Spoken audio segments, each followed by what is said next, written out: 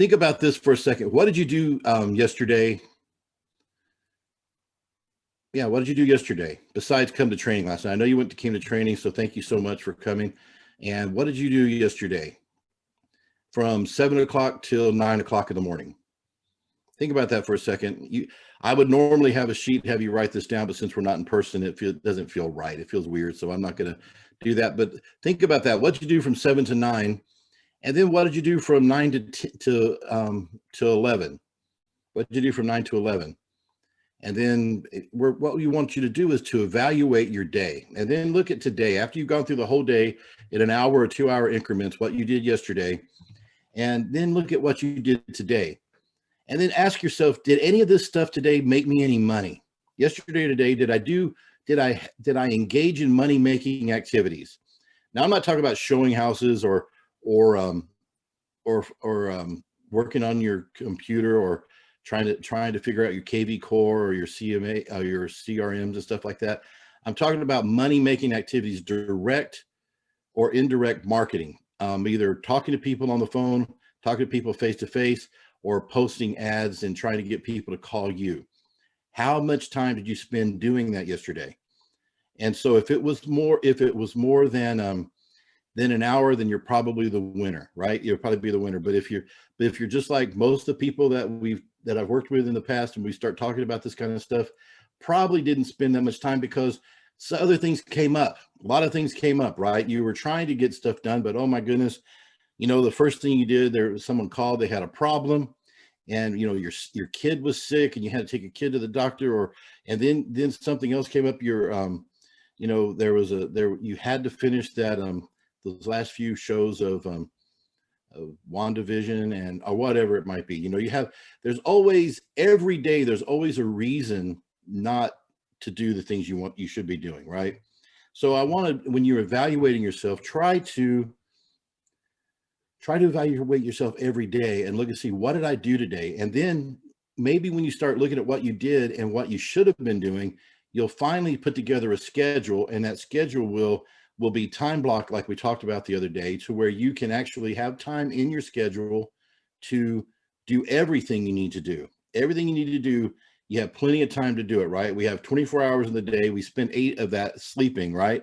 So now you still have 8 from 24, right? So you have several hours in the day to spend time with your family. And all I really need an agent to do, all you really need to do is take 5 hours out of a 24-hour day and work it consistently, okay?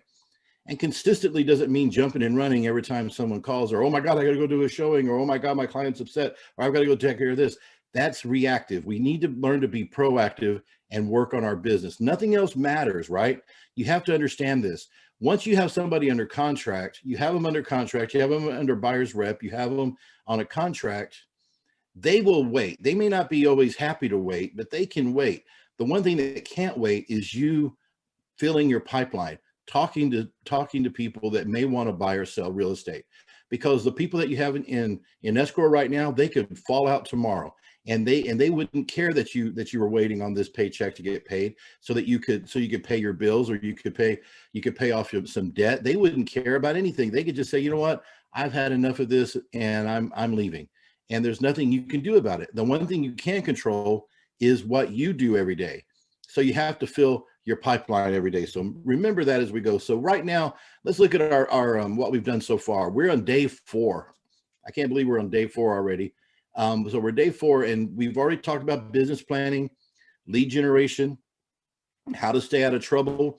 And then last night we talked about the complete buyer process from conversion through contract to close. Okay, and I know we're going fast. That's the definition of a crash course. But we've given you the resources, and in this case, you guys are very lucky because I never video anything. I say lucky. I mean, I think it's lucky because I never video anything, and this time I felt pressured to do so. Right, so I gave into the peer pressure, and I said yes, we can video. And Linda has been so great to put all the videos on a workplace group that's called Texas Agent Crash Course. So you can go back and look at the videos. You can go back through the materials, and it's all there. So this is to get you going, okay? So we've already talked about all these things, and what's still to come, we're going to talk about how to find sellers. We're going to talk about a seller presentation. So tonight's going to be about how to find sellers and generate leads. And tomorrow's going to be about how to close those suckers, right? How to make sure when you go to a listing appointment that you do not leave without ink on paper. That's the goal. These two go together. I just don't have time to put them together tonight because there's a lot more to it than just talking to people on the phone and getting the appointment, right? So we're going to go through them in two different segments, and then tomorrow night as well we'll cover the listing paperwork and the process, because these two definitely go together. The following night we'll talk about follow-up systems, because 70% or more of your business is going to come from follow-up. If you don't know how to follow up, it's like fishing with a torn net, because you can generate leads all day long, but they're just going to fly out and slip right through your fingers. So we don't want that to happen. In the final night, we're doing a mortgage and credit night. We're going to learn everything you need to know about mortgage and credit, but not just what you need to know. It's not an informational session. It's a way to leverage mortgage programs and credit repair to make you more money. So anything I talk about is never just to say, look at this information, isn't this neat? My information I give you is to try to help you make money. So that's what we've done so far, and that's where we're going. So please, let's keep on going. It's really funny. It's always interesting. I put a post last night that said, it's always interesting to see who's able to hang the whole time, because we always start out. This is the way it is with every program we do. We start out really strong. A lot of people show up and they're really excited. And then they're like, I don't feel like going tonight. I'm just going to look and see if there's a video. And then they're never going to watch the video. That's one reason I hate doing the videos, because everybody asks, are we doing a video? Are they is this going to be recorded? And if we say yes, they say, okay, well, I'll watch the video. And then they never get around to it, right? That's why I don't like doing it, because it makes people not want to come, because they say they're going to watch the video. Now you guys will, because you're using it as a reference and going back and to reboot your memory, right? But most people who ask, when someone asks me if it's going to be recorded, it means I'm not coming, right? So it's always neat to watch the numbers go, and it's always cool to see the superstars and the rock stars hang out and be the last one standing. So thank you for being here tonight again. So I understand the way people feel, right? I am no stranger to struggle, right? We all have struggles. We all have issues in our life, and the real estate struggle, I used to have one here said is not really real. It's all in our brain, right? Any struggle we have is a struggle within ourselves. There's no circumstance that you have right now that you can't change, outside of health and things like that. Especially when it comes to your position in life, your income, you have the power to change those things, right? But the struggle we have is what's working in between our ears, right? Trying to fight us and trying to tell us, no, we can't. That we're never going to be a top producer. We're never going to be any better than we are right now. We're lucky if we can even scrape by. This business is so hard. I saw someone post something earlier, and I almost saved it and I wanted to share it with you, but I thought that might be, if it was one of you guys, which I think it was, it was something about just talking about how bad everything is in the real estate business. And I'm like, really? You're going to complain about everything? There is nothing to complain about. I understand it's not an optimal market. There is never an optimal market. The struggle is always real in real estate. Either there's too much inventory and it's a buyer's market and the sellers are having a hard time selling, or there's not enough inventory and the sellers are king and the buyers have multiple offers and it's hard to get deals done. But the thing is, if it was easy to make a couple of $300,000 a year, everybody would do it, right? So I feel like I'm in a great industry, and I learn how to adjust to the market. And the last thing I'm ever going to do is complain because there's too many buyers. Oh my God, there's just too many buyers. There's too many offers. I can't do it. Oh my God, you can do it. What if you didn't have any buyers? What would you do then? Oh, there's just no buyers. Because you're a born whiner. Stop whining. There are people who are born to be martyrs. The only reason you're in this business is so you can complain about it, about how bad everything is. I don't like that. If you're hanging out with people like that, quit hanging out with them. And if you are one of those people, quit being one of those people. Nobody likes you. You need to stop. And the only ones who like you are the people who are like you, right? And because misery loves company, and you drag them into your orbit, and then all of you just talk about how bad things are, while there's some people who never talk about anything other than how great the market is and how great they're doing, and they're kicking butt and taking names. So you need to make sure that you check your mindset, like we talked about last night. The struggle is real, but the biggest part of the struggle is fabricated in between your ears, right? We have to look at the difference between fear and faith. Do you believe that things are going to get better? Or do you think things are going to always be bad? Everybody thinks, oh my gosh, what's going to happen? What's in the market? Look at what happened with the election. Look what happened with this. Who cares? I know what I can control, and I have faith, and I believe that tomorrow I'm going to be better than I am today. Every day I'm going to work a little harder, and every day I'm going to get a little smarter and make a little more money, and everything's going to be okay. I have no fear about the market, because if the market turns upside down and the bubble pops or something happens crazy like it did back in 2008, I am still going to thrive in this market. You can too. You just have to learn to, first of all, put a smile on your face and say everything's going to be okay. We are going to kill it. We are killing it. We are not waiting around for anything to happen. I'm going to go out and make business happen, right? And one of the things we're going to talk about again tonight is erasing the fear. Erasing the fear, because the reason we're not doing the business that we want to do is all about fear.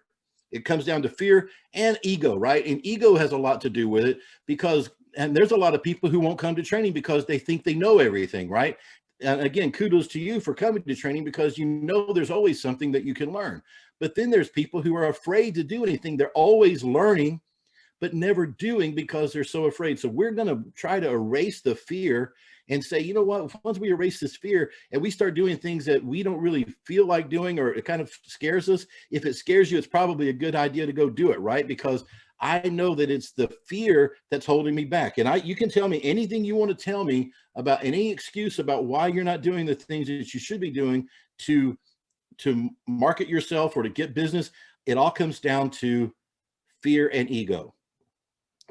Either, like, for example, if you don't like calling people say, I just don't like calling people. I don't know what to. Well, there's a reason for that, because you're afraid of them. You're afraid of what they're going to say. You're afraid of how they're going to make you feel. You're afraid they're going to perceive you a certain way, or they're going to be angry with you, or they're going to hang up the phone. They're going to hurt your feelings, right? It's fear. It's fear of doing it. There's no other and then that fear is also that your ego is going to get hurt, because they're going to reject you. Nobody likes rejection. When the brain actually registers rejection as pain. And so if you get rejected and the brain says, oh, that was painful, I don't want to do that again, then your brain helps you find lots of ways never to do that again. So you have to force yourself to do the things that were maybe a little painful, and get over the fear of doing them until you can do it a lot. This is a really good example. This is an example of anxiety, right? But it's kind of the same thing. How anxiety works and why it doesn't go away on its own. Let's look at a fear of dogs, right? This is the situation. Here's this little boy, and he's looking at this cuddly, fuzzy dog over here, right across the fence, and he's thinking, that dog is going to bite me, and he's feeling scared. He just feels scared of this dog, so he avoids the dog, right? He avoids the dog because he believes in his brain that dog is going to bite him. So in here it says, I'm safe because I'm staying away from a dog. So he's reinforcing his behavior and his belief. There's a dog way out the window, but he's like, hey, I'm cool in here. As long as I can do something else to stay away from the dog, I'm safe. And then even when he looks at people that are actually playing with the dog and enjoying themselves with the dog, he's still worrying. It's a vicious cycle, because he looks at it, he worries, oh, that dog's going to bite me. So the only way to overcome this type of fear is through something they call fear exposure therapy. Now I'm not going to charge you for this tonight, because I'm not a registered counselor, but I will tell you, we need to address your fear by getting out there and just doing it. How do you overcome a fear of flying? You get on the plane and you fly, and then you're scared to death the first time. You realize, hey, I didn't die that time, but I really don't want to do that again. But then you have to come back. And you're like, oh, that wasn't too bad, but if I never do that again, I'll be okay. But then I was in a situation where I was a little afraid to fly. My mom was afraid of everything when I was growing up. She was afraid of her shadow, and she made me afraid of things. But I had to fly. There was a time I had to fly. And then if you want to do anything fun, sometimes you have to fly somewhere. So I started flying everywhere until I got over the fear, and I'm no longer afraid, right? Same thing with, I see people are afraid to ride on rides, don't want to ride on roller coasters. They always say, I just don't want to ride. I just don't like those things. You would like it if you would do it. You just have to do it. You have to get on it and ride it. Ride the roller coaster, get off, throw up, and get back on. Same thing with prospecting or anything else. Do it a few times, go throw up, and come back and do it again until you get good at it, until the fear is gone, right? That's what fear exposure therapy will do for you, because fear causes you to procrastinate. Fear and laziness will cause you to procrastinate, but I don't think anybody here is lazy. I just think that you got out of real estate school and you found some things that you realize that this isn't quite the cakewalk that you thought it was going to be, and there's things that you've been told that you need to do, but you don't want to do them, and you're either afraid, or like I said, or just either afraid or to get your feelings hurt, or to just step outside your box. So you procrastinate, right? But we know that procrastination makes easy things difficult, and difficult things become more difficult when you're procrastinating. You know, if you've ever said, well, I work better under pressure, then no, you don't. You just put everything off until you have no choice than to do it. You could have done it great the whole time if you wouldn't have procrastinated. That's the thing. If you've ever had a kid who had a project due, they wait till the night before and they say, Dad, I have a project due, and I've got to, if it's a third of my grade. You're like, what the heck? Why did you tell me this before? You've known this for 6 weeks. But now you stay up and help them, right? They work all night long. They kick ass with it, and they think, this is a great project. I work really well under pressure. No, you had to do this or you're going to fail. Don't wait until you're pushed against the wall to do something. Get out and do it right now, and start and quit giving yourself all of this anxiety, when you could be doing things that are helping you make money and building your business. It's time to start facing up to your fears and conquering them. Okay. We're going to talk about that over and over and over. So please get used to it. It's time to get serious about your real estate business. Now, what I'm going to talk about tonight is going to seem like a contradiction in some ways, because I talked about how to get buyers. I talked, for the most part, since we've been doing this, how to get buyers, how to convert buyers, and all this stuff. But right now we're going to shift gears away from buyers. And in no way am I telling you, this is my disclaimer, no way am I telling you to stop working with buyers. Okay, I am not telling you that. I'm telling you to start trying to shift your focus a little bit at a time. We're going to start looking at getting listings. Okay.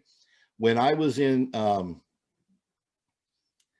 real estate, I was selling, and I couldn't find training anywhere. No broker offered training back in the day. Very few of them offer it today. And if they do, it's right. So, but back then I had to go find training, and I found some training. I went through a program called Sweat Hogs to Star Makers with a guy named Floyd Wickman. And that was a great program. Loved it.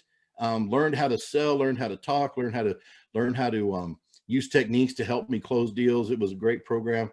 And a lot of old timers, if you've ever been around, you understand, they call themselves Sweat Hogs. But now, and then he changed it. Now it's just the Floyd Wickman program.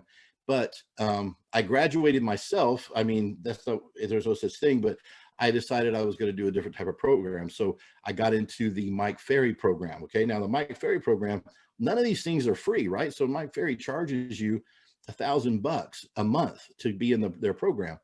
But at the time, they would not talk to you if you are working with buyers. They're like, don't work with buyers. It's a waste of your time. Don't do open houses. It's a waste of time.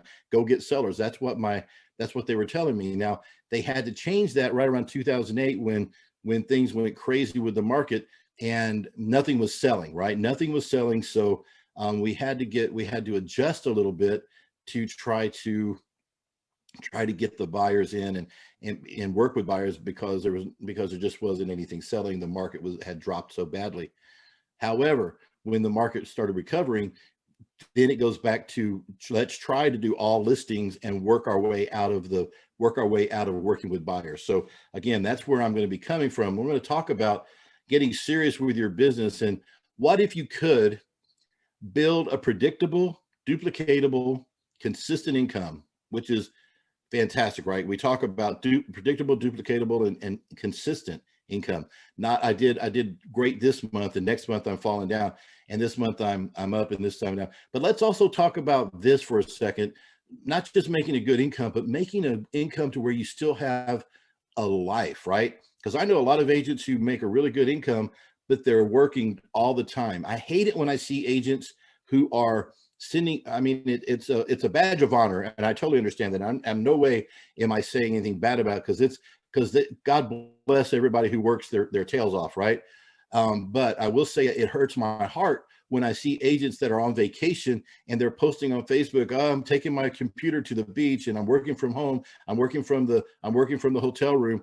My God, please turn it off. But they can't, because they've never built a consistent type of program that they have to be available all the time. Now, we talked about that already, being available all the time. And you're afraid that if you let it go and if you stop it, it's going to fall apart, right? So that's why they're always running and always run, right? So we don't want to be that way. I want to build a predictable, duplicatable, consistent income where I'm spending 3 hours a day prospecting and setting listing appointments, and spend 2 hours a day in the evening or late evening or late afternoon or evening doing presentations, taking my weekends off, doing a minimum of one listing a week, and getting and then getting 2 buyers off of every listing, right? So that's, if this is the way, this is the formula, right? This is how you make the money you want to make and only work 5 hours a day. So let's look at this, $350,000 simplified. And it's actually more than 350,000, but I figure after fallout and all that good stuff, you can count on the fact that you may not close all the deals that you get. Okay. So if I had one listing a week, okay, one listing a week, that's 4 listings a month. Very easy math. Thank God, because we're realtors and we don't like to do math. Each listing will generate buyer leads. That there's no doubt. Right now, if you have a listing out there, you're going to get calls on the listing. We know that. It's in every market, especially in a market like this, you're going to be getting calls. And when you get those calls, you need to use a really strong system, like we talked about yesterday, to convert all of them into buyers or put them in your SOI. That's what we need to do. So our signs are going to help us get more buyers. So every listing will generate at least 2, probably more, but every listing will generate at least 2 buyers if you work them right. If they don't call you, and if you follow the system we talked about last night, they will. So if you have 4 listings a month plus 2 buyers, that's 6 deals a month. Okay. 6 deals a month gives you an average income. Now, this is just lower end, right? We're not talking about Austin or Dallas numbers. I'm talking like San Antonio and southern numbers, where they're a little bit less expensive, but it gives you a good idea, right? Because you can pretty much sell anything on an average income for $6,000. If I had 4 listings and each one of those listings generate 2 buyers, that's 6 deals at $6,000 a piece. That's $36,000 a month, right? At $36,000 a month and $432,000 a year. Okay. So this is the simplicity, and I'm breaking it down because what this tells me is that my goal should be to get 1 listing a week. My goal is to get 1 listing a week. If I put all of my power and all of my motivation and all of my focus and all of my strength and all of my resources into getting up every morning and seeking out a listing appointment, then I know that by the end of the week, I'm going to have at least 1 listing. Okay. So I hope you're hearing that. If I would quit chasing my tail and working on I'll let somebody else do all my busy work. I'll hire a transaction coordinator to do all my work. I will do minimize my buyers by doing 4 no more showings, like we talked about. So I do 4 no more showings with my buyers. I get somebody else to do my busy work, and the rest of the time that I'm not hanging out with my family, I'm putting all of my focus on getting a listing appointment. That is what we do. That's how you're going to get to the money you want to make. And the stress, my God, the stress is going to be gone because you're not out there showing listings. You're the one you're out there showing and begging people to accept your offer. You're actually looking at them, taking them to your seller and saying, do you want to take these? And then informing everybody, nope, try again, or we already accepted an offer. that's a lot better position to be in, no matter who you are, in what market you are. It's a better position to be the one that's making the decisions and saying yes or no than it is the one begging to accept the offer. And I think that you can understand that. When I say begging, and I'm not trying to be downplay what we're doing, because I know it's a hard business right now. And it's really hard to get buyers accepted. But if I can switch my business to where I'm really trying to get inventory, and I switch it to where I'm working on getting one listing a week, then I don't have to worry so much about how I take care of buyers, because I'm changing my business. The face of my business is going to be, I have inventory now, and you just have to send me the offers, and I'll help my sellers make decisions. Now, when we have one listing a week, we know it's going to be going to give us four a month.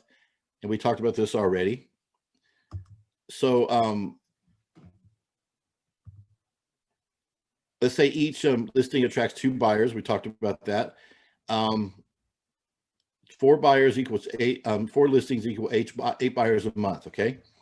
Average price, if the average price is $220, that means your average commission is $5,200. So this is a $220, which good luck finding a $220 house for sale right now, but there are some out there. $5,200, that's $41,000 times 8. That's 41.6. So that's about what we talked about earlier, times 12.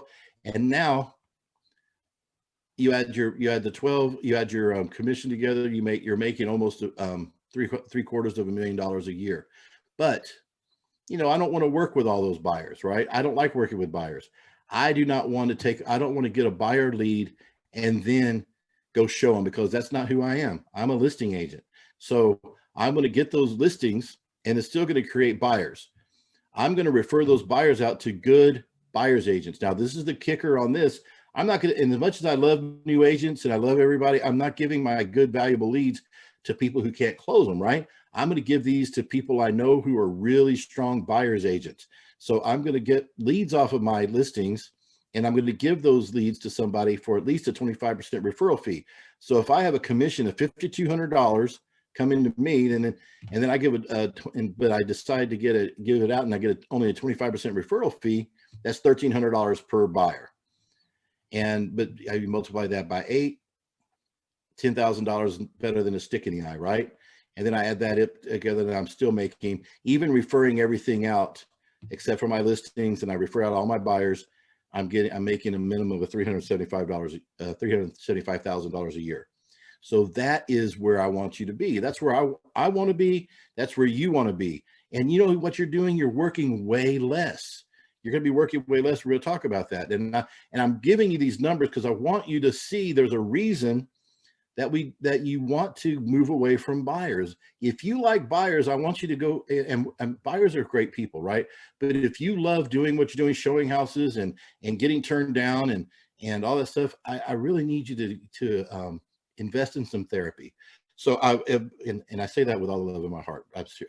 I'm kidding, but please seek help, right? So we're going to the money is out there. Each listing attracts 2 buyers, and it just goes on. You can go back and look at this, right? So I did this research before the market went crazy. We were showing more hot properties, right? Even at a little bit more normal market, I went and looked up how many hours on average do realtors spend per client, and I looked at a lot of different results, right?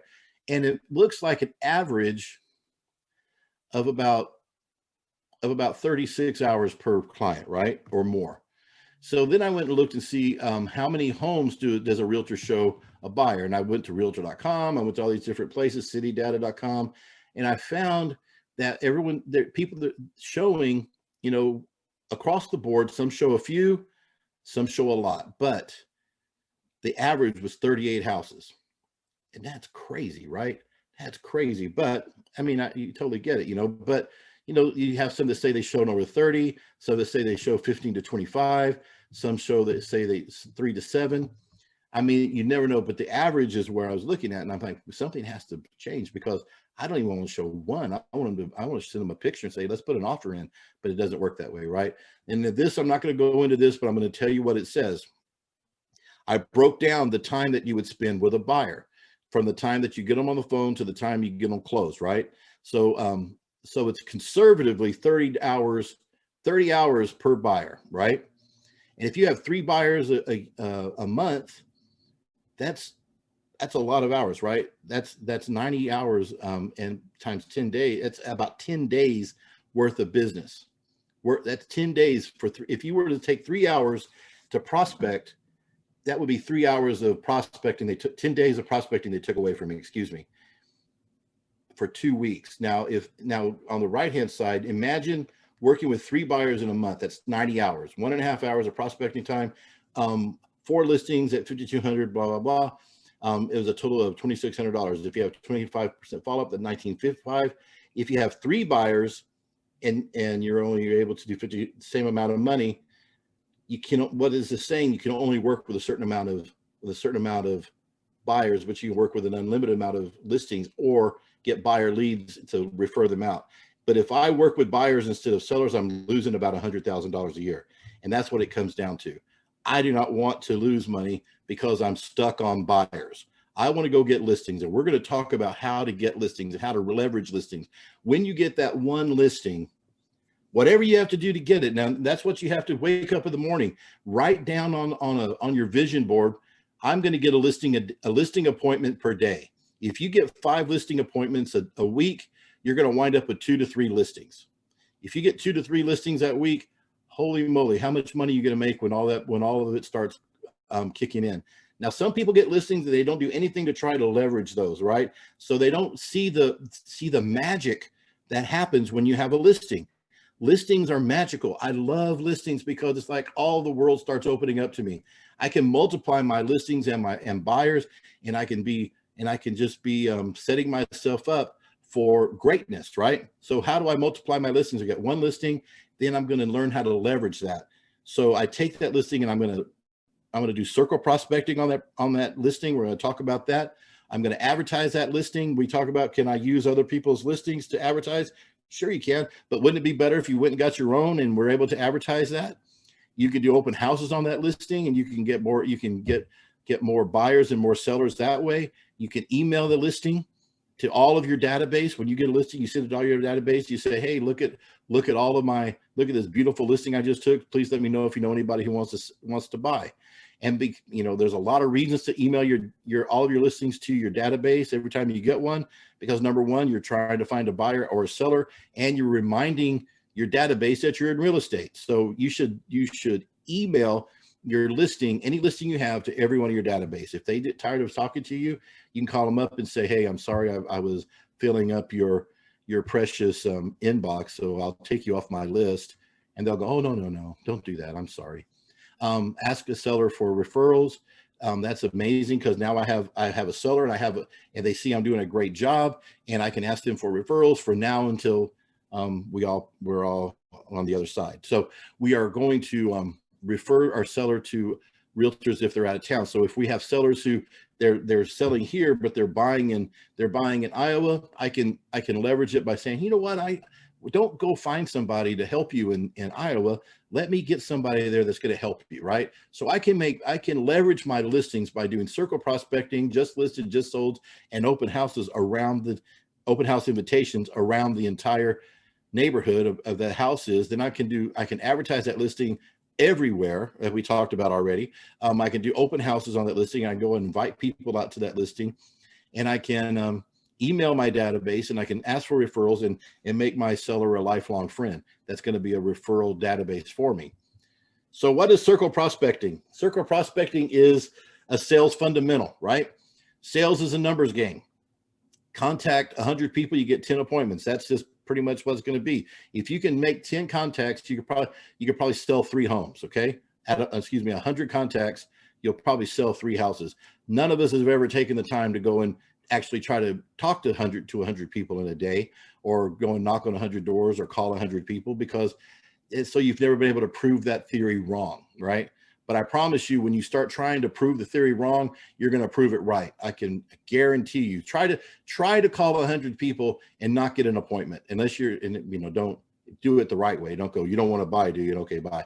But do use a script and call 100 people and see what you get. Go and knock on 100 doors and see what you get. That's the name of the game. Every no one of the best sales trainers ever. And actually he was at our convention, our conference here recently. His name is Tommy Hopkins.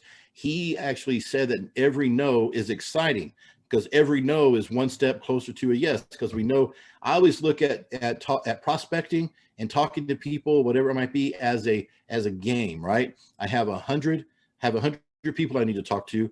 And every time you tell me no, that means I'm one step closer to a yes. I'm going to keep on going until I get a yes. And then when I get a yes, I'm even more motivated and my spirit is pumped up. So now I'm probably going to get another one. I'm not quitting. I'm going to keep on going until I'm just tired. That's the name of the game. Numbers will pay off, right? If you stay motivated, stay pumped up, you don't get discouraged, and you never give up, you're going to see circle prospecting. It's going to make a difference, right? So let's take a look at what we mean. Here is this graphic shows a neighborhood, and you've got a circle. I put a circle around your listing. I went and got this listing, and now I've got my sign up out there, and I'm ready to start marketing it. So you're going to put it in MLS, and you're going to just start taking offers, right? That is mostly what people do, but you have to leverage it, right? So I'm going to get a flyer with all of my wonderful information on it, not a black and white MLS sheet either. Please, for the love of Pete, let's make ourselves look professional, right? Let's get us a full color flyer that we're going to go out and we're going to talk to the neighborhood. All we're going to do is go over a few streets around, right? Or a few houses down. We're going to go all around the neighborhood, and you see, this is what you're going to get, right? No, no, no, no, no, no. I think of that song. I don't know the name of it. It's no, no, no, no, no, no, no, no, no, no. Everybody's saying no. You get a no, you get a no, everybody gets a no. But if I keep going, I'm going to get a yes. So that's what circle prospecting is. I'm going to go around and around the house until somebody says yes. And all I'm going to do is say, I'm going to use a just listed script, or here's a just listed script in the middle right here. Hi, my name is Rick. I'm a real estate agent that works with eXp Realty here in San Antonio. We just listed a house for one of your neighbors for $285,000. We could probably list yours for around the same or more. Have you thought about selling?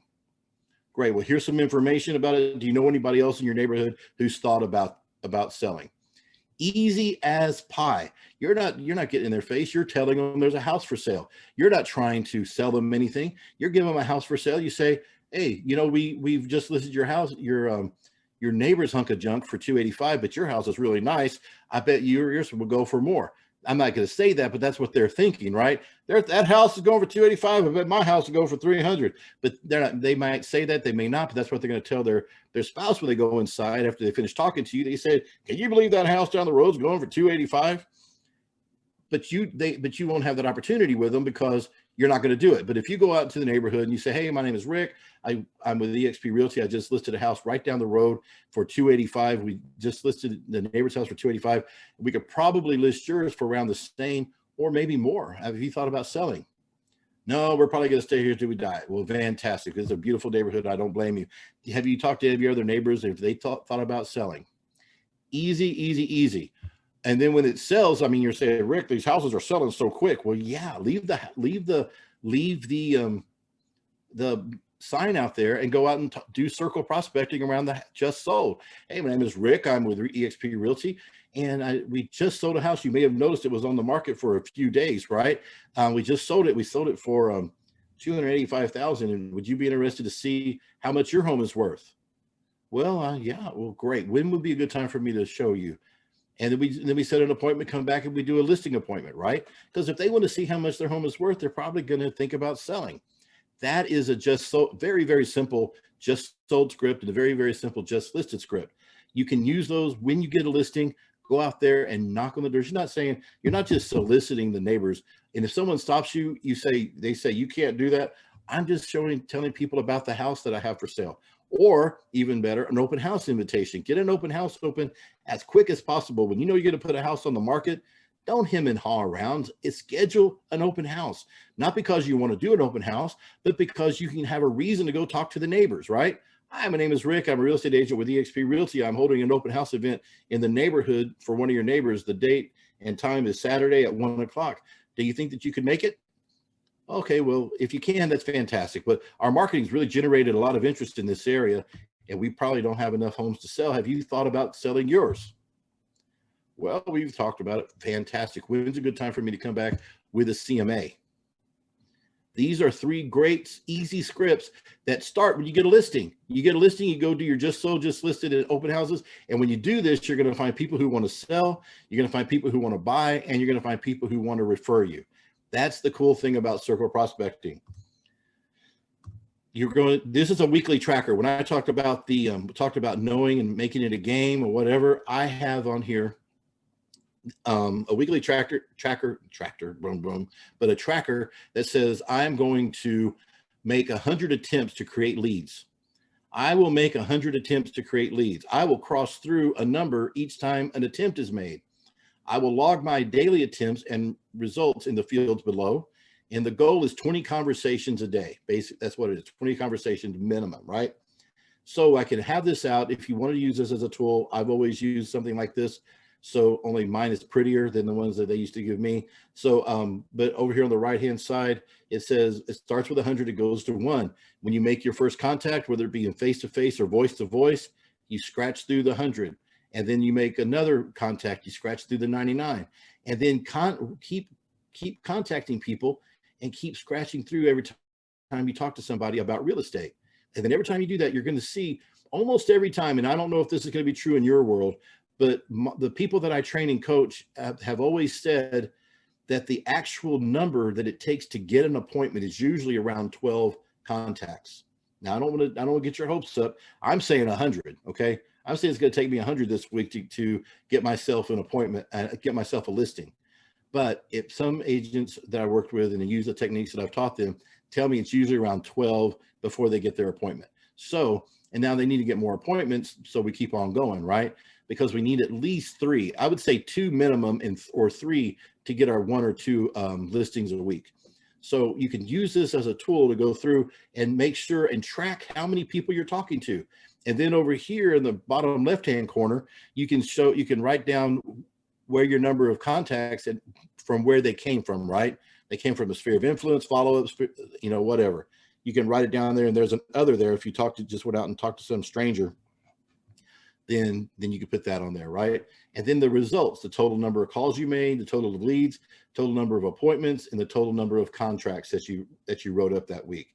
The reason we use this in coaching is because this helps you realize what your results are when you actually do what you're supposed to, and it helps your coach you better. I can look at it. I can look at something like this, and if you've been honest with it, I can tell you where your weaknesses are or where your strengths are. And as long as you're getting 1 listing a week, then I think you're the bee's knees, right? And everybody's going to think you are because you're awesome. Getting a listing a week, it seems like it should be easy, but it's only easy to the ones who do the right things. Now we're going to talk. So the number one way, the first way we talked about to get listings is circle prospecting, right? And what's a leverage listings? We talked about leveraging listings. So now we're going to talk about, and that'll get more listings. Now let's talk about contacts. Now it comes down, we talked about that. Contacts is the name of the game. We can't get appointments unless we have contacts, but we can use a little bit of technology. I'm not opposed to technology. So, and I'm not here to teach you how to do KV Core, but I have included a very easy tutorial where you walk through this page by page to set up a squeeze page that we talked about the other night, okay? Because this is going to get you seller leads. This is about getting people who want their value of their home, okay? Because if somebody wants the value of their home, they're willing to put their information in, then they're probably either want to refi their house or they want to sell, and they're thinking about it. So this is going to get you good seller leads. So tells you go to KV Core, choose this engine, and choose the squeeze page, right? And then you're going to do a seller squeeze page. It tells you what to put in there, boom, boom, boom, and generate link. That's how easy it is. It's basically 3 little pages. It's not hard, not difficult to do. What you need to do is you need just to look at it, say, okay, I'm going to go lead engine, IDX, boom, boom, boom. This is the easiest squeeze page you're ever going to do. You're going to get a link, and you're going to post it out on all of your social media, right? Because all your social media is going to, oh my, what happened? Oh, there it went. It's going to look like this, right? It looks like this is the average home in San Antonio is going for $328. What's yours worth? And they put their address in here, and then when they go, it's going to ask them to put in more information, which is fantastic. And you get leads. Whether you get an address, you're always going to get an address, which is great. And you're probably going to get at least an email and maybe a phone number, right? So that's really fantastic. All I really need is an address so I can go and either send them something or I can go out and talk to them, right? One of the two. I can send them something, and we'll talk about that later. And here's how we post it, right? Here, as a realtor, we went over this the other night, but as a realtor, people are always asking me if I could tell them the value of their home. Using a proprietary home valuation program, I have created a really cool tool that will instantly tell you the value of your home. Just click and pop in your address. Pop it in and see what happens, right? And so put it on Facebook, put it on your groups, put it in Instagram, and see what happens. That's the cool. You can even try putting it in next door in the neighborhood. Now you will probably get kicked, someone getting upset with you. That's all right. By the time they get upset with you and you have to take it out, you've already gotten a bunch of leads, right? So, it's easier to get forgiveness than permission. All right, so home value script, and this is when you get those leads back, right? Hey, this is Rick with eXp Realty. I hope you realize there's a lot of scripts in this tonight, guys. And when we talked about scripts, you're not just how to generate the leads, but what to say to them so you can actually make these work for you. So you get the home value back. You say, hey, this is Rick with eXp Realty. You use my home valuation tool to get a value of your home. Oh, yeah, I guess I did. Fantastic. Well, most people obtaining their values are getting ready to refinance or sell. Which is it for you? Oh, well, we're thinking about selling. Oh, fantastic. I can or either way, selling or refinancing, that you say, great. Well, I can provide a much more detailed, this is the kicker, right? I can provide a much more detailed and accurate highest value analysis. I just need to see your home. And I can arrange to meet today or tomorrow, whichever is better. And then you try to set an appointment to go out and show them their highest value analysis. What's a highest value analysis? That's a CMA. But which sounds better, a CMA or a highest value analysis? I can provide you a much more detailed and accurate highest value analysis. And I just need to see your home to do so. Easy peasy. And then they go, oh, okay, well, come on out, or no, don't ever call me again. Either way, at least now I have their name, phone number, and other contact information. I can follow up until they take out a restraining order. So let's see, we also do a postcard. You can go to expmarketing.com and get a postcard. There's one in there called the Magic Postcard. I know it's funny, but that's what it says. Excuse me. When you don't have a phone number, when you have a phone number, call them, right, immediately, or email them. But when you don't have you only have an address, then you can use a postcard. It tells you what to do. The Magic Postcard's already filled out for you. Just edit it with your name and boom, you can send it out. I know it costs 47 cents and maybe costs another 50 cents to print it or whatever, but just do it. You'll thank me, right? Okay, you print the postcard. You can print a postcard to send your sphere of influence, circle, prospecting, squeeze pages, expired, physicals, geo, farming, and door knocking. These are other places to get listings, right? So we talked about a couple of quick tech ways to get listings, and that is through the well, actually just the squeeze page, right? But most people find their realtor or their homes, they find them through a friend or an agent, right? Or they're referred. Most people are not finding their agent or selling their house online. So let's go back and talk about sphere of influence. Okay, we're gonna once you've called through your entire list, which, okay, I know I've said that already, but once you've called through your entire list using the script provided, which we gave it to you the other day, divide your sphere of influence by 20. And the example, if you have 100 contacts, you're going to divide it by 20, and that gives you 5 people a day to call, because we're going to call 5 days a week. We're not going to call on the weekends. We're only going to call 5 days a week, because we're going to get to the point where we're taking our weekends off. Start at the top of your list and call every day. Call somebody every day, the first 10 or whatever your block is you have to call, and do that every day for a month, and then start over. You always call, make small talk about whatever you have to talk about with them. And then, by the way, would you happen to know anybody looking to sell a home? And this is where you're trying to find out if they want to sell, or do you know anybody who's looking to sell? No matter how many times you call them, you're calling, you're having a great conversation. They don't remember really what you talked about last month, because it's been a month since you talked to them. But you can't do this until you've gone through that first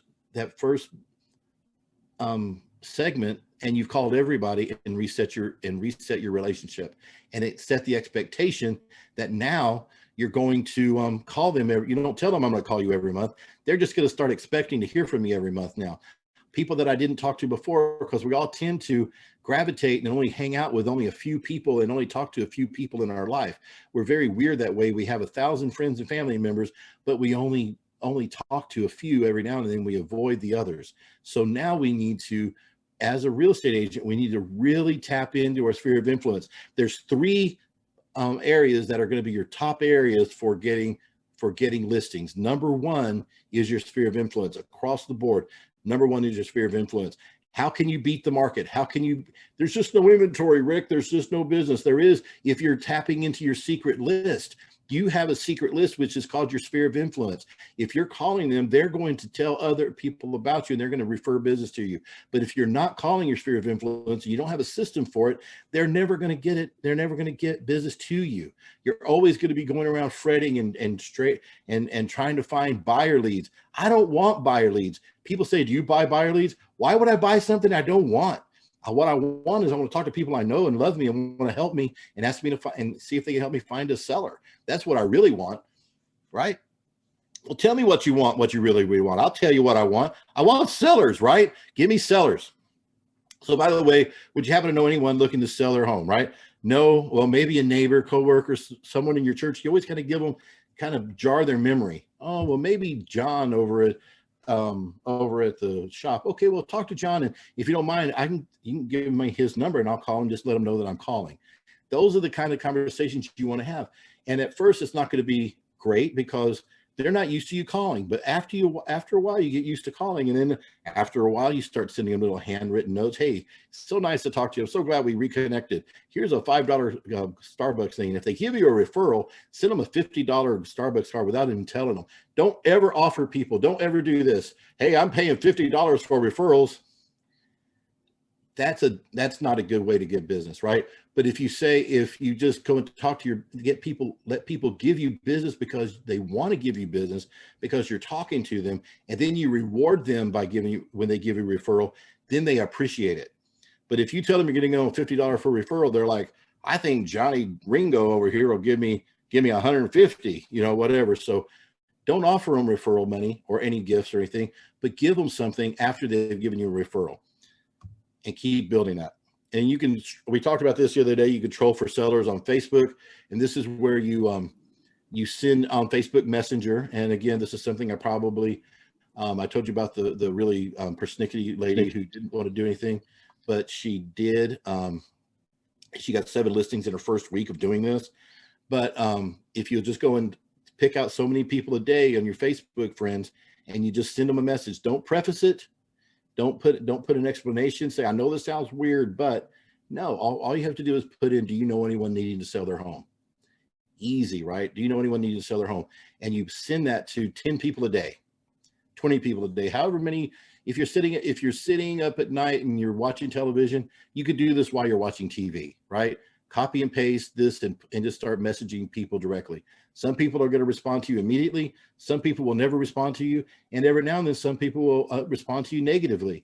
That's why I love that block button. If you're negative to me, guess what? Block, you're done. You are dead to me. I will never talk to you again. No, you ugly. I'm not going to do it. So I'm only going to work with people that I like, right? And so I don't worry about the negatives. I've had a lot of people be negative to me in my life. Have you ever had anyone be ugly to you and you survived it? You have people call you names, have people be ugly to you. You may have even gotten into a couple of fist fights in your life, but you still survived, right? You don't have to worry about it. This is just people with little words, right? We live in a world where people are so worried about what people are saying. It's crazy. I couldn't care less. Right. So especially I'm trying to make some money. All I'm asking you, if you get mad at me for asking you, do you know anyone needing to sell their home? Then you were never my friend to begin with. Okay. So, and then we had this post the other day. I have clients looking to purchase a home, but we haven't found anything yet. My clients need to close in less than 30 days. If you or someone you know are considering selling, please let me know ASAP. Maybe I may be able to sell your home without ever going on the market. Comment below, call or text anytime. Here's my number. Give them several ways to reach you. If they don't want to message you, then they can call you or text you. And then make sure you put into the parentheses, P.S. I've already searched the MLS. That way you don't get a whole bunch of agents saying, I have a house. All right. So those, again, Sphere of influence and Facebook contacts, those are really good to tap into. The people you know, people you kind of know, and the people who would know you if they saw you, right? That's sphere of influence, and Facebook contacts are really good to go after. And they're very simple, very, very simple. All you're doing is having a conversation, but you have to get over the fear. That you do it every day for this week, right? Start tomorrow and call until next Thursday and see if you don't get over the fear. You get people hanging up on you, you get people talking to you, you get over the awkwardness because you feel awkward. They don't feel awkward. They're just like, well, what are you calling me for? And you're like, I don't know. I'm just lost. You know, that gets easier as you go. You're able to talk and be able to flow with it, but you can't until you've done it a few times, right? So go out and do it. And now we're going to talk about the low-hanging fruit. I hope you're still with me. I know we're going to cover some material, but we're going out, we're getting listings. I'm just making sure no one is texting me that you can't hear me. Okay, so sphere of influence, number one, work your sphere of influence. If you don't work your sphere of influence, then you shouldn't be in this business. You should hang it up right now and go work at Foot Locker. But the truth is, you should call everybody you know and tell them, hey, I need to talk to you about, you know anybody who wants to sell? Send the message to all of your Facebook friends. Do you know anybody who wants to sell? And then do that over and over and over until you've weeded through everybody and you know that you're calling a certain amount of people every month and getting referrals. What happens out of that is the cream rises to the top. The people who want to help you, trust me, when you start calling through everybody, you're going to tap into a gold vein, right? That they're going to say, I know a lot of people who want to buy. I know a lot of people who want to sell. And then you're going to be, God, thank God I did this, right? But you won't ever know until you do it. So that's your number one chore, right? Is to get up there and do that and set up a system for it. Very simple system, but just do it. So the low-hanging fruit for listings, if you want to get a listing a week, you have to find people who want to list. Makes sense, right? Now, when I first started out, I had no training. Again, I told you that before. And the training they gave me, the broker said, here's your lead book. It was the white pages. And I don't know if you know, the white pages were about that thick, Southwestern Bell or whatever, right? And then he said, start with the A's and call through them. This was before the do not call list. Call through them and ask them if they want to sell their house. That's all you need to do. Just say, hi, Mr. Abercrombie. This is Rick Tankersley with Century 21. Forgive me for saying that word, but Century 21, and I'm here to, I just want to see if you thought about selling your house. No? Okay, thank you. Hello, Mr. And then you go through the A's until you get through and until you find somebody who says yes. That's what they told me to do. And then if I didn't want to do that, then I could go out to a neighborhood, pick a neighborhood. Whoops, excuse me. Hi, my name is Rick. I'm with eXp Realty, and we've got a lot of people looking for homes in this area. I was wondering if you thought about selling your house. And then no, okay, we move on. That was what we did every day, right? And then I got into coaching, and because it works, that does work. That kind of stuff works. You cannot dismiss that calling everybody in the world and knocking on every door in the world works. It always does. It's just grueling, right? So nobody wants to do it, and everyone's afraid.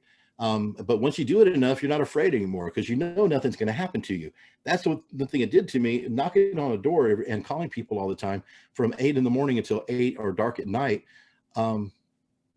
It made me a lot of money, and it made me realize there's only a certain amount of objections people have, and only a certain amount of profanity that people can use, right? There's only like, 8 good cuss words, and I get used to them, right? You can string them together all you want to, but it still comes out the same. And I've been called all of them, but it's okay because I'm making the money, and they're still over there trying to figure. And they forgot about me. And the minute they hang up on me, they forget about me. They just thought, I cussed that guy out. And then they forget about you. So it's not a big deal. But let's talk about low-hanging fruit. After when I realized that these guys have to sell, right? So the lowest of all hanging fruit is the expired. Love the expired listing, right? Because the lowest of all hanging fruit is because they're already using a realtor, and you don't have to convince them. Now you say, Rick, how in the world do listings expire in this market? I have no idea, but I know they do. That's the crazy thing, right? You go on the MLS, there might be 4, there might be 40, but you know what? I'm going to contact all of them. I just said that very weird. I'm going to contact all of them. But the truth is, I'm going to call every one of them, and I'm going to try to convince them to use me instead of their old realtor, right? But they're already using a realtor, so they know they need you. They're already on the market. They're ready to show. They really need to sell. If they haven't sold, they're wondering what the heck is wrong with my house? Why is my house not selling? And I should have been at my new location already. So they're in a time crunch. They just need to meet you. That's really what it comes down to. If you're able to get into an expired door, then you've already got the listing. They're not going to, unless you're just, really not likable. Like I said the other night, if you're not likable, then I'm sorry. But if you're halfway likable and you're able to get into the door, you're probably going to get that listing. That's what's great about it. And all I need are 4 listings a month to make $350,000 a year. Remember that, right? I need 4 listings a month to make $350,000 a year or more. So I'm just shooting for 1 this week. I'm not even shooting for a whole bunch. I just need 1. But I know if I'm going to go target practicing, that I should go out where there's a bunch of them, right? So this is where we're doing, where they really need to sell. So prospecting can be mastered. It's like a technical skill. Prospecting can be mastered. Top prospectors, have all followed a similar pattern in building and refining their communication skills. These steps take time to build, though, right? And the only way to get good at it is to start doing it, right? You don't just wait until you're ready. You're never going to be ready. Never, ever, ever going to be ready to start talking to expireds. You just have to do it. You need to just say, I'm going to do it until I'm not afraid anymore. I'm going to do it until I can do it really well. That's the idea. Nobody learns how to play basketball without getting on the court. Nobody learns how to swim without getting into the water. I can show you diagrams all day. This is how you do the backstroke. This is how you hold your breath. But until you get the water, you're never going to learn, right? So you have to get out there. So you could start by memorizing your scripts, and we're going to give you some scripts to help you with that. Here's your expired script. And it really, again, my heart's been broken so many times by agents that it cannot be broken anymore. That's why I'm so jaded. I just can't do it, because agents have hurt me because I've given them all of the tools and they will never do what I ask them to do.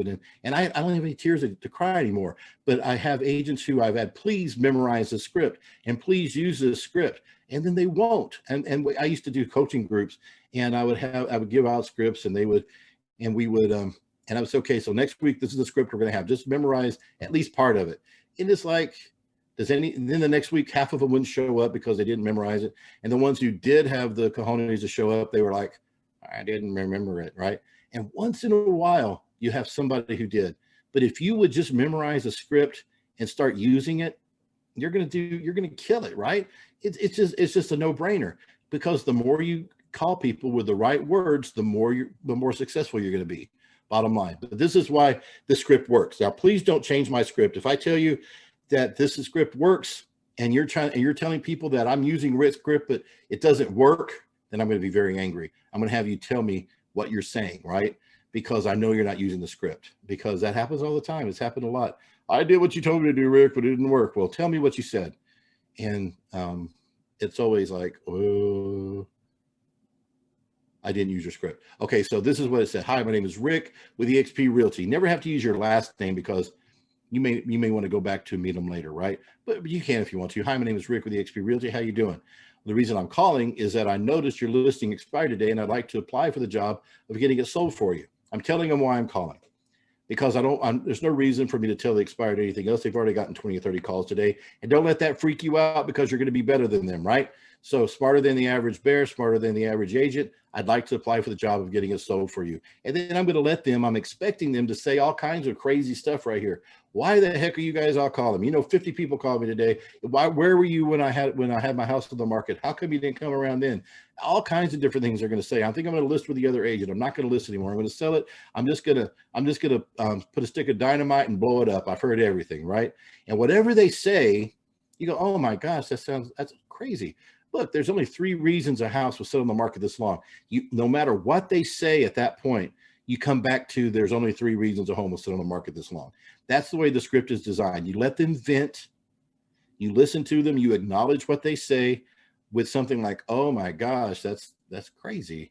There's only 3 reasons a home will sit on the market this long and not sell. If it's priced right and in good condition, it must be that it needs better marketing. And you can use whatever adjective you want here. I used to use aggressive till they just said, well, I don't like the word aggressive. Well, use whatever you want to. It doesn't matter. But I have a strategic marketing plan that I'd like to share with you at your convenience. Of course, I know you want to get your home back on the market as soon as possible, so I can arrange to meet with you this afternoon or later this evening, whichever works better for you. Now, I will tell you, if you get hung up on, that's great. You want to get hung up on as quickly as possible, because if they don't want to talk to you, you don't want to talk to them. But if you can keep them on the phone, if they're listening to you, they're still interested, even if they say they're not. As long as they haven't hung up on you, they could use the power to hang up and disconnect. But if they haven't done that, then they still have some type of interest in hearing what you have to say. So when you get to the bottom of the script and you've made it there, you have a 50-50 chance of getting an appointment, because he can either say yes or no, correct? So once you get to the script, you get through the last line, which works better for you? Well, I don't know. I don't think we're going to do it. And then you can start overcoming and trying to close them, right? But you can't think about closing. So I'm not going to teach you a lot about closing right now until you've done about 100 calls where you got shot down. Once you get shot down a few times, and you'll be surprised, you'll get shot down a lot, but keep on going. And then you're going to pick one up. You're going to, oh, wow, that actually works. That wasn't as hard as I thought it was going to be. And then all of a sudden you forget about all the bad ones, and all you remember is the good one. So that's what happens. And then you get to hear the 15 or so objections that every expired and every person you talk to on the phone, FSBOs and expired, they all think they're very original in what they're saying to get rid of you. But we know exactly what they're going to say. So we're expecting it, right? And we're going to teach you how to handle that. But you have to memorize the script and start using it. Okay.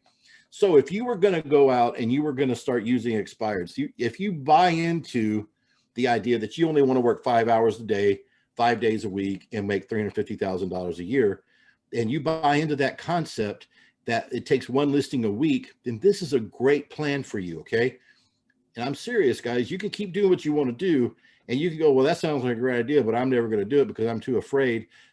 Or you can just start trying to incorporate these type of things into your life to get one listing a week. Okay.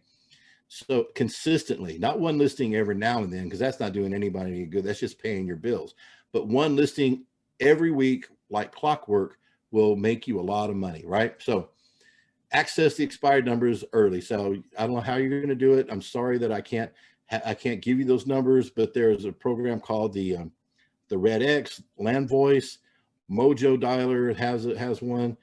There's all kinds of programs out there that have these, right? Coles Directory has a Realtor program, all that stuff. You just have to pay a little bit of money for them to get these, but it's usually less than a few $100s a year. And then you're going to make $8,000 on the first one. So what's your problem, right? So that's the idea. It's a lot better than spending $500,000 a month for Realtor.com or Zillow or somebody to give you a bunch of crappy buyer leads, right? So I get direct numbers. So we get these numbers. They're not always great, but it just comes with the territory. I'm going to get up in the morning, access my numbers, and I'm going to call. I'm going to call everybody before 10. I'm not wasting time. I'm waking up early. By 10 o'clock, I've already been up for 6 hours or so, right? Or longer. So I'm ready to go at 8 o'clock. I start making my phone calls and I'm done by 10, usually done a lot earlier. So then, and as I finish up, I've already been through my list. I'm going to leave a voicemail. If I left a voicemail, I notated that I'm going to call them back later. If there is no answer, then I'm going to notate that, and I'm going to make plans to visit the home. And this is where it gets really scary, guys. You guys are going to go, oh, I don't want to do that. Well, yeah, I'm sorry. It gets a little rocky for you at this point, but it's like getting on the Rattler or one of the big roller coasters that you just don't. Oh, it's the thrill that should make you excited, right? To go and knock on the door and go, oh, I hope he doesn't shoot me. So and I promise he probably won't shoot you. But you leave a voicemail. Then you make a note to call them back later. If they don't answer, make plans to visit the home. If it's disconnected, make plans to visit, just to at least drive by and see if they're still living there, because they may have changed their number, may have disconnected, and you're only using their cell phones, and you're probably going to get cell phones here too. So most of the time it's not disconnected. It's usually just no answer. Okay. But it doesn't matter because I have their address and they can't get away from me. And then I'm going to take all the unreached leads, anyone that I didn't reach that day, I'm going to put them I'm going to mark them, I'm going to put them in another stack to be called later. And that takes me about 5 minutes to do all that. So then I'm going to pick out 10 of the expired today, or whatever's available. There might not even be 10 on the market that day, but I'm going to pick whatever's available up to 10, and I'm going to mail them a letter. Okay. Now, I'm not going to take the time to write a letter because I've already got all my envelopes stuffed, stamped, and addressed with my address on it. All I have to do now is hand write their address on it. It takes me another 5 minutes to do 10, or less than 5 minutes to do 10 addresses, right? Then and everything's done, and it'll stick it in my mailbox, and the mailman picks it up and sends them out. They probably get them by the next day, right? So it takes me about $5, right? It was $4.47 per stamp, so about $5-6 to send those out every day. Now, I just went right before I got in online tonight. I wouldn't spend about that much for a coffee or a latte or whatever at Starbucks. So it's really not that much money, right? So, but then you're going to get a return on it if you do it the right way, but it has to be consistent. Please don't think that you can send out 10 letters and then just sit around and wait for people to call you back. That's not going to happen. You have to get a habit of doing these things every day.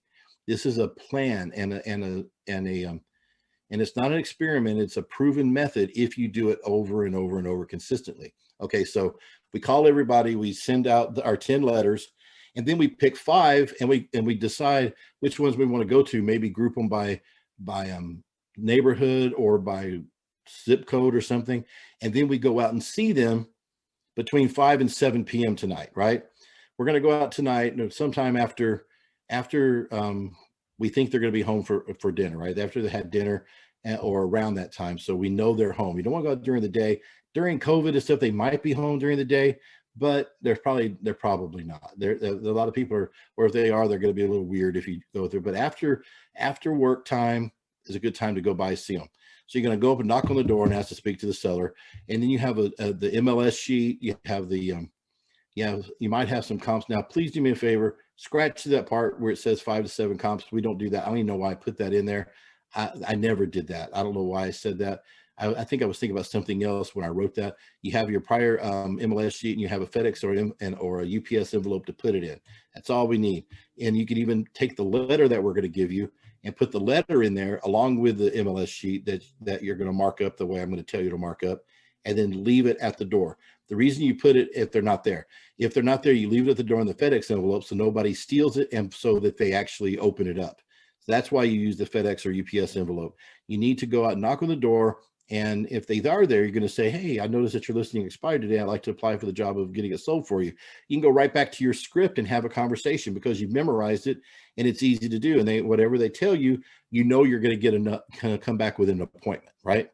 And then when you're done that night, you saw 5 people. It took about an hour, maybe, to go out and see, because they're not all home. Maybe 2 or 3 were home. You got to talk to them, and then you were able to come home. And if you're really gung-ho, you want to try to go through those calls again, you can do it, or you just wait till tomorrow morning, right? And then you start the cycle over again. This cycle, if you didn't do anything else, you're going to get at least 1 listing a week. Because if you're calling through your expires and you're sending out 10 letters a day, and you're talking to 5 people a day, it's 25 a week. There is no way on God's green earth that you're not going to get at least 1 listing this week.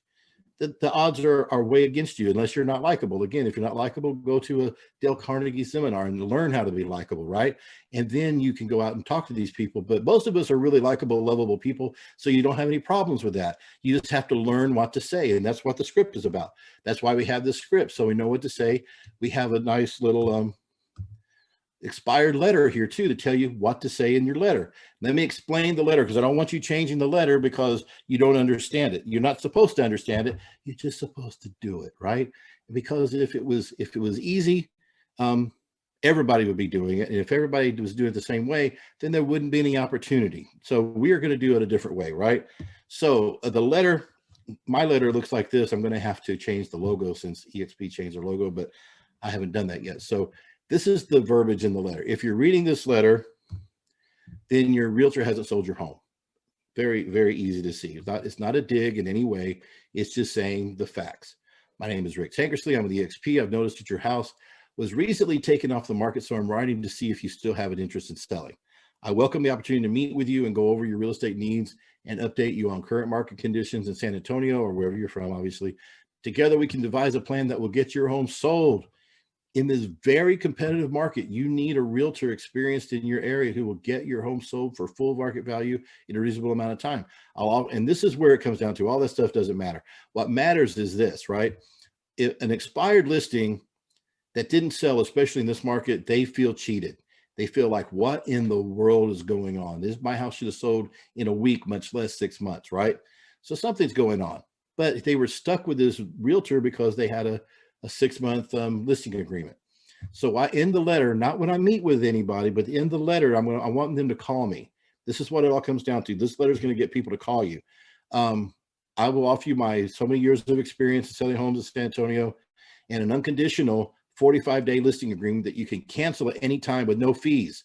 That way you let them know, I know your other agent was holding you hostage, but I'm not. You can cancel this at any time, and I'm only going to do a 45-day listing agreement. You're like, Rick, well, why would you do that? Because my house is going to sell in a week.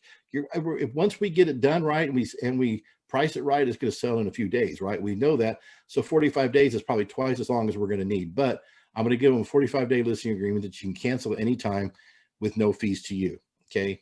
I get paid when you get paid at closing. I'm never going to charge them anything, right? So I promise to talk to you personally, and they're highlighted here because these are the complaints that they had about their other agent. And they're like, oh, well, this agent is all the same. They're all the same, but we're not. I'm going to give you a 45-day listing agreement that you can cancel anytime with no fees. I promise to talk to you personally during the listing period at least twice a week with updates. I promise to answer my phone when you call or return your call within 30 minutes, Monday through Sunday, 8 to 8. Try it. Here's my phone number. If you're serious about selling, then give me a call and start packing. I look forward to talking and to hearing from you. So this is a letter that's I printed it out. They're in envelopes. I already have my return address. I already have a stamp. All I have to do is get the numbers. I can either get these off the MLS or off the Red X. I use the Red X. So I get them every day and I write them in. I write in the addresses of the people I want to talk to, and I stick them in the mail. This is a piece of the puzzle, right? The call is a piece of the puzzle. The letter's a piece of the puzzle, and the knocking on the door is a piece of the puzzle. I can get all of the listings I want by doing this one simple plan right here. Do you want to get a listing a week? Do you want to quit showing buyers around? Do you want to quit wasting your gas and crying at night because you couldn't get your listing, you couldn't get your buyer's deal approved or accepted? Then get listings, right? Figure out a way to go get listings. And this is the easiest way. They're out there. And no, don't start making excuses, right? Everybody starts making excuses immediately. Well, there's no listings in my town. Well, figure it out. Find some expired, not listings, but expireds. You'll find some. Just keep looking, right? They're going to be there. Even if it's one a day, attack it like it's the last house on earth, right? Because you should be the one with that listing. And if you are working in a market that's smaller, that only has a few expireds, everybody has the same attitude. Well, I'm not going to go after that because, there's not enough. Well, if there's one, there's enough. So in San Antonio, in bigger markets, there's going to be several a day, not a bunch right now. But then at the end of the month, on the first of every month, there's a flood. And when I say flood, it could be anywhere from 30 to 40 or more. And then at the end of the year, there's going to be hundreds. So you just have to be ready, have your script ready, have your letters ready, and be ready to get up early in the morning and attack it. So this is going to take you, the morning's going to take you about an hour, if that, right, to get through all this. And you just might wind up with an appointment that day. And then the evening is going to take you about an hour to drive where you need to go, to knock on a few doors, talk about your program, and then set appointments. That's what's going to happen if you do this. So there's 2 hours out of your day to try to get listings.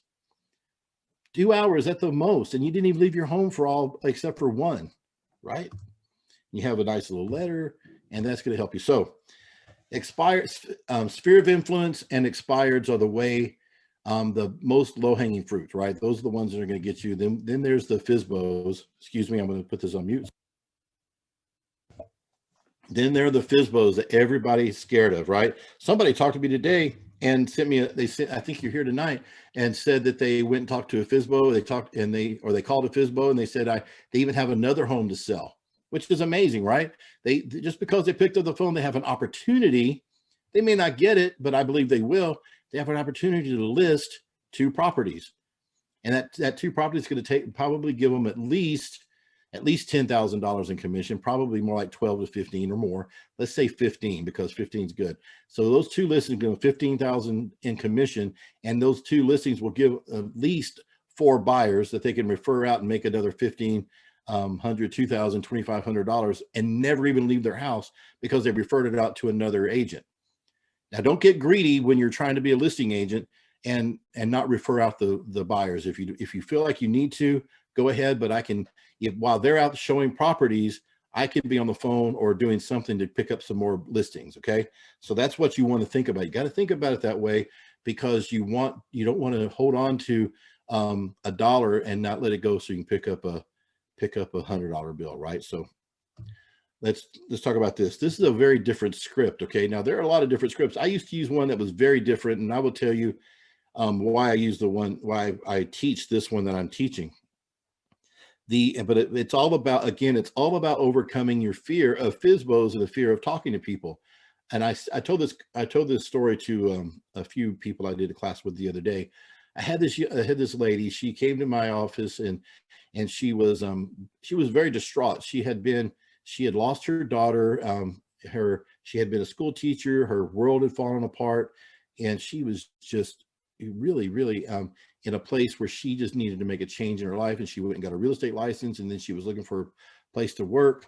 And so I told her I would help her, and she was very determined. She was just she's 5 foot nothing, and she's very timid. That's the type of person she was, but she really wanted to make this work. She really wanted to be a real estate agent, and she needed to replace her income. She had been not just a teacher, she had been in the administrative end of it. So she was making pretty good money, but she needed to replace that money. But she never wanted to go back to teaching again. That's what she said. So I'm like, okay, well, let's work. Let's do it. So I taught her the same thing I'm teaching you guys. Now, when it came to FSBOs, I changed up the script a little bit. I used the Mike Ferry script, and I have the Mike Ferry script available on my website, but it's a little more aggressive. It's very aggressive. It's not about getting into the house.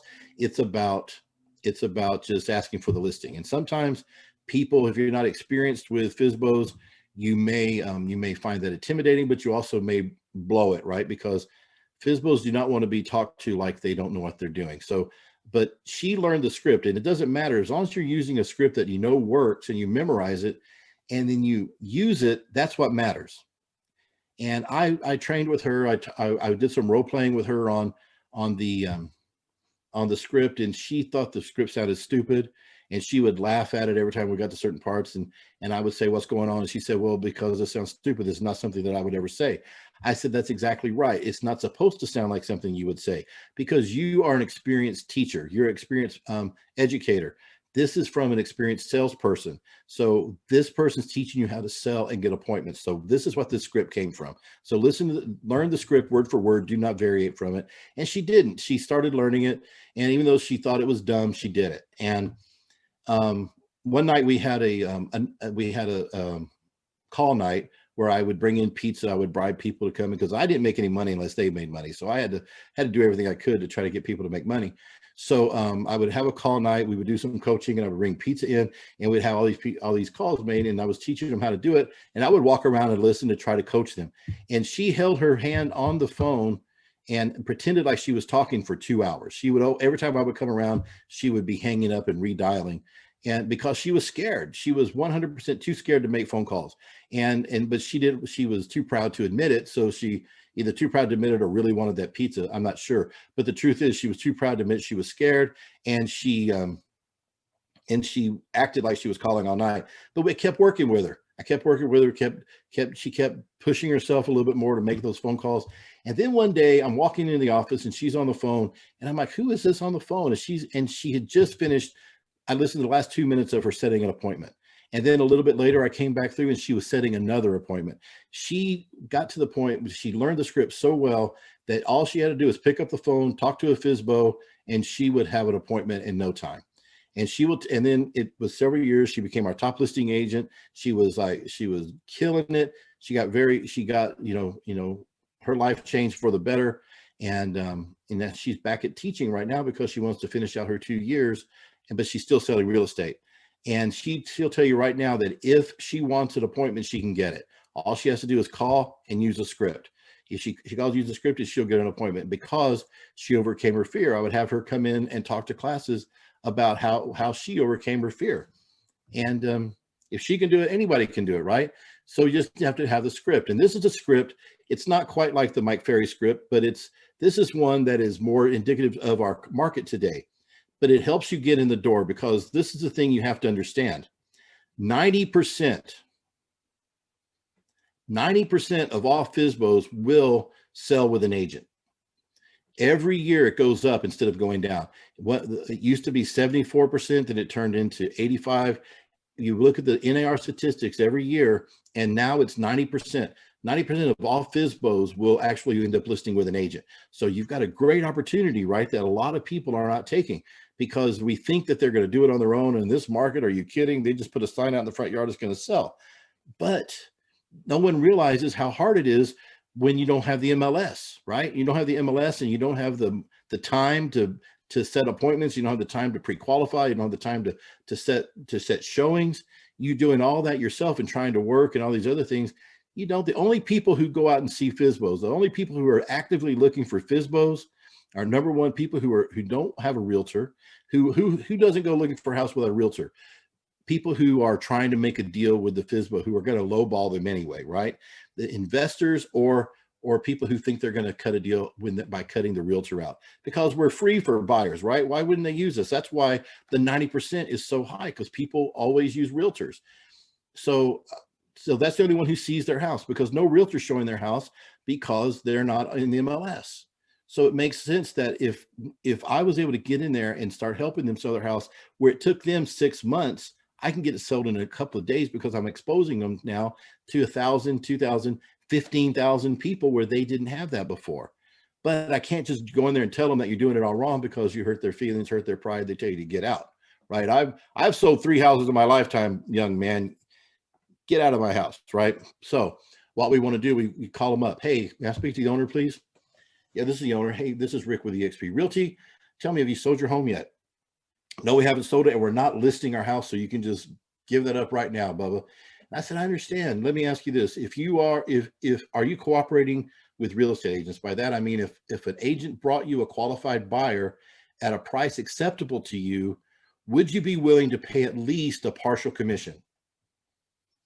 And then let them think about it. And then they say, well, we might pay a couple of percent. Great, because my office is currently working with a lot of qualified buyers, and we've sold a lot of homes for sale by owner on a partial commission basis. And what I mean by partial commission, I mean 3%. I don't mean 1.5 or anything like that, but we'll get to that later, right? But this is just to get in the door. We know we have more buyers than we have sellers, and we know that 90% of all for sale by owners are going to sell with an agent. So we just need to get in the door and talk to them. And they're probably not going to do it the first time around, although they might. It just depends on when you got them. But after about 3 weeks of you following up, they're probably going to list with you. That's what it comes down to. We need to get in the door, start a relationship, and then start following up with them. Now, if you just want to go in there and go for the jugular and say, hey, let me list your house, you can do that too, and then just move on, and then follow up to see if they will later on. But either way you want to do it, this is a little bit more non-confrontational than people who are not prone to scripts or anything. This is so easy to get an appointment with a FSBO, and you just go in there and you basically, this is what you say. My office is currently working with a lot of buyers and we have sold a lot of for sale by owner homes on a partial commission basis. What I need to do is stop by your home and take a quick look to see if it matches up with any needs of our current buyers. You could say I need to stop by and see what your house is like, so I can have it when my buyers are looking, right? Whatever you want to say, it matches up with your buyers. That's what you're trying to do. It's only going to take me about 10 or 15 minutes, and I'm not going to be trying to pressure you. And this is what takes the pressure off, right? It'll only take about 10 or 15 minutes, and I'm not going to try to pressure you or list or anything like that. In fact, I have a special new report called How to Sell Your Home Yourself for the highest price possible without paying a big commission. Super informative, and I'll bring a copy and leave it with you when I stop by, okay? Fantastic. I can come by today or tomorrow. Which one works better? And 99% of the time they say, come on by, because number one, you already told them you're not going to try to get their listing. Number two, you told them you have buyers just waiting in the wings. Number three, you told them you've got this really cool, informative package you're going to bring by. Why wouldn't they let you come in? It's a great time. And then you're going to go in there and you're going to talk to them. You're not going to go in here and say, well, you really should. It's really hard to sell. You should let me do it for you. You say, no, you go in there and you just have a conversation like we talked about the other day with the seller, with the buyers. You ask questions. So why did you decide to sell your house yourself? How soon do you need to move? All those good things. Just have a conversation. And then, well, here's the booklet I told you about. Let me know if I can ever do anything for you. Boom. And if you feel really brave, say, if you want to list, maybe not today, but if you're ready to list, I'll be glad to help you. And they're not going to say, no, no, no. Or if they do say, no, no, no, they're going to want to list with somebody later. So you're going to follow up with them. You're going to leave that with them. And then you're going to follow up with them in a few days. Talk to them, see how it's going. How many showings have you had?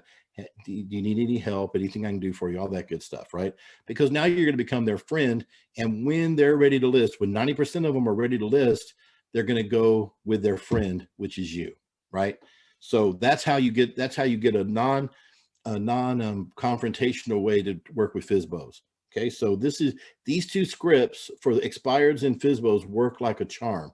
You'll get in the door, you have the way to get them, and if I could guarantee you that if you did everything I showed you on the expireds, you get at least one listing, and then by doing a week, and then you do the FSBO script, and you wind up getting one a month from FSBOs.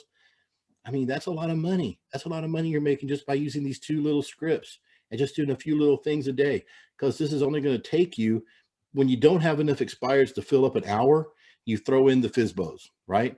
And when you don't have enough FSBOs to do, which you always will, you can throw in some other just listed or sphere of influence and fill up the rest of your hour, right?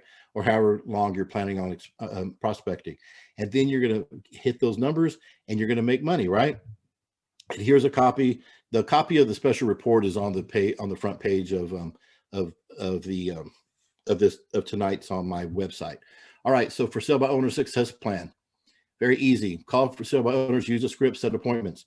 Visit one for sale by owner a week and begin a relationship. Follow up weekly with valuable info, right? And if you want to know what the valuable info is, it's whatever you want it to be, right? The FSBO report, a CMA of the area of their house, tax info, market info, staging info, advertising, anything that you think would be of some type of interest to them.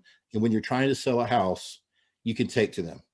You can call them up and say, hey, I've got this really cool thing. I'm going to come by, or just swing by. Hey, I was in the neighborhood and I have this with me. I thought you might like it. Take it by and talk to them. And then I promise you, you won't get to H. There's A through H here. You'll probably get to C or D before they say, you know what? We are just really tired of trying to get this house sold on our own. Can you help us out? And man, George, I thought you'd never ask. Yeah, I definitely help you. I have loved to help you. And if they never do, guess what? Ask them if they know somebody in the neighborhood who will use them, because I'm a nice guy. I'm going to get the job done. I know you don't need me, but do you know anybody else who may? And because you're helping them, that law of reciprocity is going to kick in, and they're going to say, let me see what I can do for you. Because you're being so nice to them, they're going to feel obligated to be nice to you, right? The ones who are ugly to you, you shake the dust off your feet and walk away, right? You don't have to convince somebody to be a nice person. Remember this, guys. If I don't remember hardly anything at all, remember that it's not your job to find mean people and make them nice, or crazy people and make them sane. It's your job to find nice, sane people to work with, right? Because you can't make mean people nice. You can't make crazy people sane. You have to find nice, sane people to work with. If you're working with a crazy butthead, don't work with them. There's lots of other fish in the sea. Get rid of them. If they're ugly to you in any way, it's time to cut bait and move on. And I'm going to go back to prospecting in the morning. I don't need you. If you think I need you, and I say the same thing about people I'm working with. If I have a listing, or if I'm working with a buyer and they treat me less than equal, and they feel like they have the right to treat me as an inferior person, then I will cut bait and I will say, you know what? I don't think this is the right relationship for us. I don't think this is going anywhere. It's not you. No. It's not me. It's you. We're going to have to break up, right? So break up with them. kick them to the curb and go find somebody else. Don't be desperate. But I promise you, when you start picking out people that like you or give you a good feeling, they have a good feeling about you, and you talk to enough people, you're going to find a lot of those people. Those people are more. There are more people that are nice than there are people who are mean. The reason we think there's more mean people out there is because we always stop when people are mean to us. We don't keep going through to find the nice ones. The mean people make us stop and take away our dreams. Not only did they demean us, make us feel bad about ourselves, or hurt my feelings. What they did, they made me stop from reaching my goals. So don't let them do that. Forget about them. And they're going to run into them. It doesn't matter. So same principle with the FSBO as it is with the with expireds or any other listing. You get one listing a week, it's going to turn into 2 buyers a week, and you're going to wind up with 8 deals that month, right? 8 buyers and 4, you have 12 deals a month, which is going to make you a lot of money. So please, please, please, please work it like you're trying to put yourself through college. Okay, so this is just a real quick article I took out of a magazine of this young lady. This is a while back, but her name was Rachel Adams. She was 26 years old when she started, and she basically knocked on 200 doors a week in her hometown. She made it a point, and she didn't do anything else other than knock on a whole bunch of doors, 200 doors a week. And then within a year, she became one of the top agents in her area. Within a couple of years, she was one of the top agents in the nation. And the reason they were talking about her here, because she was one of the Wall Street Journal's top agents. So it's really, when I say knocking on doors is something that's grueling, it's also a way to get it. I'm not going to tell you to go out and knock on doors. I don't know if it's a great idea to knock on a whole bunch of doors during COVID. It's completely up to you how you do it. I think it's perfectly acceptable to go out and see FSBOs and expireds because they're targeted. And if you want to, when you're ready to go knock on doors, you can be like Rachel Adams, which they call her. Rachel Adams is known as the listing queen where she came from, right? And she isn't shy about knocking on 200 doors a week to meet with hometowners, right? So there's a lot of things that can happen if you're willing to overcome the fear and knock on doors, make phone calls, send out letters, and send messages to people on Facebook. That's all you have to do. Think about it. Call my sphere of influence, send messages to my Facebook friends, call some expireds, visit a few FSBOs and expireds, and then knock on a few doors if I feel like it. I mean, it's just really, I can work 4 or 5 hours a week and make all the money I want to make. It's crazy. Here's a quick door knocking script. It's kind of just like the other stuff we talked about, right? Hi, my name is Rick with eXp Realty. Not sure if you noticed, but we just sold. You can use it just sold, just listed, whatever, right? Just sold a house around the corner, 123 Happy Hollow. The house ended up selling for way over list price, and we had 5, 10, whatever offers, right? What that means to you is that there's a bunch of qualified buyers who are without a home and they're searching in this area. Right. So that is really the message for the day. I don't care if you're in Austin or whatever, and they're running out of inventory, go talk to people and say, do you know how much houses are going for? This house down here just went for X amount of dollars, and that was $20,000 over list price. Since this house went for so much so much more than the seller thought it would, we have a lot of neighbors wanting to know how much their home is worth. Would you like to get on that list? Yeah, I think I would like to know how much my home is worth. Well, when's a good time for me to come back, today or tomorrow, or today at 6 or at 7? Whatever you want to say, you have a great reason to talk to people. Don't worry about the inventory. Go create your own inventory. Be the one holding the inventory. Right? Who wants to be the one with their hat in their hand, right? You want to be the one making the decisions. A couple more things here. I think this is the last thing we'll talk about. Then we'll open up to questions. What time is it? Let me look at my handy dandy clock. Oh, it's only 7:42. Again, we are just moving right along. So designating your geographic farm, right? A geographic farm is old school stuff, right? I don't really care myself for, I guess I say, creating a farm, but it could be very lucrative. And I'll tell you why. Because you can do it anytime.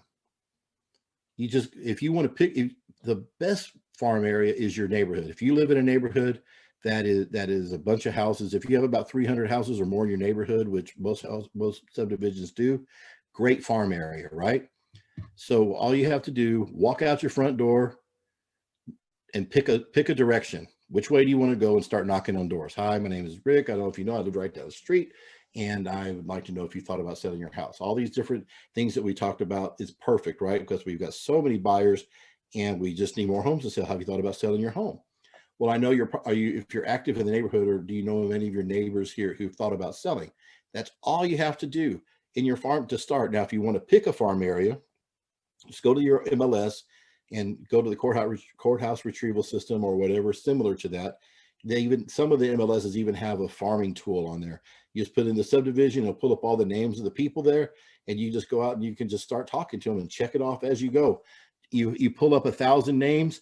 I mean, that's a lot of names, right? But if you have a list of 1,000 names and you can go out and you can knock on 10 doors a day or 15 doors a week in your farm area and just get to know people, I mean, that's fantastic. If you have a dog, go out and buy yourself a dog and walk it, right? Just don't let them poop in someone's yard, because that is not good prospecting. But what you want to do, you want to go out and you want to walk your dog, take your kids for a stroll, and just stop and talk to people. Hey, have you thought about selling your house? Because man, this is a hot market and we really need more homes to sell. Easy as pie. That's a little extra, but there's what do we talk about here? We talked about the squeeze page. We talked about your sphere of influence. We talked about Facebook. We talked about expireds, FSBOs, knocking on doors, and geographic farms. There's 7 different ways to get listing leads and to get listings. 7. And I only have to spend a little bit of time a day doing it. 3 to 5 hours, 5 hours a day, 5 days a week. And I get to take my weekends off and make as much money as I absolutely want to. And I can get to the point, I'm not telling you to do it now, but once I start getting listings and they start closing, I will stop taking buyers and I will give my buyer leads to somebody else who can close them for me, right? So no more driving people around, no more doing, the only driving I have to do is when I'm prospecting or doing a listing appointment. Isn't that great? Wouldn't that be wonderful? I think well, it is wonderful. It's the way to go. And the people who say this, I will tell you this, people go, man, but I just really love working with buyers. You know what? That is a lie. You know, you don't. You love it in theory, but the truth is you really want your life back, and you just don't, you're just afraid, or you don't want to do the stuff that it takes to be a listing agent. That's what it comes down to. You don't like going out and doing the stuff. So you're going to stick with buying leads, letting people like OpCity and referral companies send you leads, and giving up half of your money to them, right? Because it's easy. It's easier, and there's nothing wrong with it. I'm not saying I am not insulting it whatsoever. I'm just saying that's the life we choose. Some of us choose that life because we choose to live in fear rather than step into our real purpose, right? So that's what I want you to do, is stop living in fear. So I'm going to stop the sharing.